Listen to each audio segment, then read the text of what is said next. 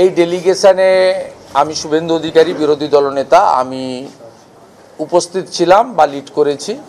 আমাকে অ্যাকম্প্যানি করেছেন আমাদের ইলেকশন ম্যানেজমেন্ট সেলের কনভেনার এবং general secretary mister Jagannath Chattopadhyay এবং আমাদের ইলেকশন কমিশন ওরিয়েন্টেড যে সমস্ত বিষয়গুলো থাকে তার দীর্ঘদিন ধরে যিনি ভারপ্রাপ্ত নেতৃত্ব আমাদের রাজ্য কমিটির অত্যন্ত এমিনেন্ট মেম্বার মিস্টার শিশির বাজরিয়া, সাথে আমরা 25 জন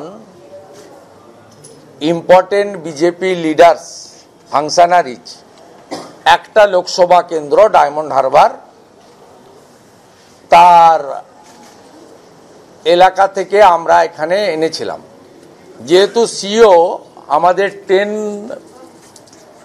মেম্বার্স ডেলিগেশন অ্যালাউ করেছিলেন, তাই আমাদের সাথে 7 জন এই ধরনের জেনুইন ভোটার্স, কেউ 30 বছরের ভোটার, কেউ 25 বছরের ভোটার, কেউ মিনিমাম 20 বছরের ভোটার,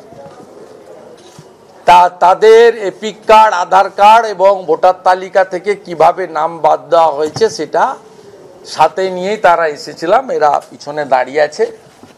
এদের মধ্যে বিজেপির ডায়মন্ড হারবার অর্গানাইজেশন ডিস্ট্রিক্টের ভাইস প্রেসিডেন্ট শ্রীমতী মধু কুমার, আমাদের মন্ডল প্রেসিডেন্ট, কিষাণ মোর্চার ভাইস প্রেসিডেন্ট, ইভেন বিজেপির যে ইউনিট আছে শক্তি কেন্দ্র, যেটা 6টা করে বুথ নিয়ে সেই ইউনিট, অর্গানাইজেশন ইউনিট বুথের উপরে, সেই শক্তি কেন্দ্র প্রমুখরাও অনেকে আছেন।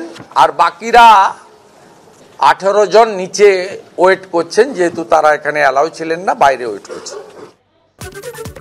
রাহুল গান্ধী তিনি ইতিমধ্যেই এই বঙ্গে ভারত জোড়ো ন্যায় যাত্রাতে রয়েছেন, আপনারা জানেন, এবং মুর্শিদাবাদ, বীরভূম এই দুটো জায়গাতেই কিন্তু মাধ্যমিক পরীক্ষার কারণ দেখিয়ে রাহুল গান্ধীর ভারত জোড়ো ন্যায় যাত্রার অনুমতি দেয়নি প্রশাসন।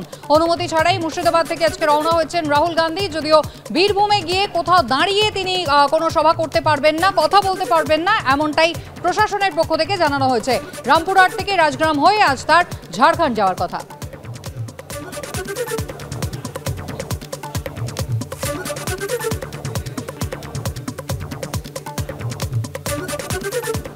পরীক্ষার্থীদের ঢোকার সময় 8টা 30, পরীক্ষার্থীদের মধ্যে প্রশ্ন বিতরণের সময় 9টা 45, আর পরীক্ষার সময় সকাল 10টা থেকে 1টা।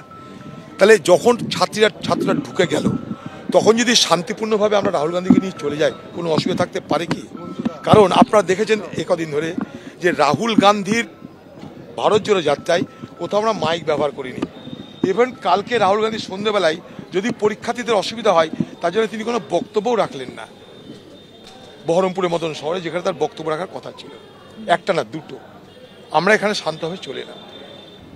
বড় অদ্ভুত লাগছে যে যখন পরীক্ষার্থীরা পরীক্ষা দিচ্ছে ঘরের ভেতরে, তখন আমরা ফাঁকা রাস্তা দিয়ে গেলে অসুবিধাটা কোথায় বুঝতে পারছি না। জয়প্রকাশ মজুমদার কি জানিয়েছেন শোনাব আপনাদের। এই পরীক্ষা যে শুরু হয়েছে, মাধ্যমিক পরীক্ষা, সেই পরীক্ষা এবং মাদ্রাসার পরীক্ষা, সেটা নিশ্চিন্তভাবে যাতে বাংলার ছেলেমেয়েরা দিতে পারে, লক্ষ লক্ষ ছাত্রছাত্রী, তাদের ভবিষ্যৎ, সেই ব্যাপারে প্রশাসনের ফার্স্ট প্রায়োরিটি, এবং এটা হওয়া উচিত। সেটা অধীরবাবু, রাহুল গান্ধী এরাও নিশ্চয়ই অ্যাপ্রিসিয়েট করবেন যে পুলিশ বা প্রশাসনের ফার্স্ট প্রায়োরিটি হওয়া উচিত এই ছেলেদের ভবিষ্যৎ, যারা প্রজন্ম, তাদের পরীক্ষার ব্যাপারটা। একটুখানি রাজনৈতিক নেতা হিসেবে অধীরবাবুর একটুখানি বোঝা উচিত যে পাবলিকের কাছে, পাবলিক তারা বলছেন রাজনীতি করছেন, সেখানে পরীক্ষার্থীদের কথা ভাববেন না। পরীক্ষার্থীদের কথা ভেবে প্রশাসন এই সিদ্ধান্ত নিয়েছে।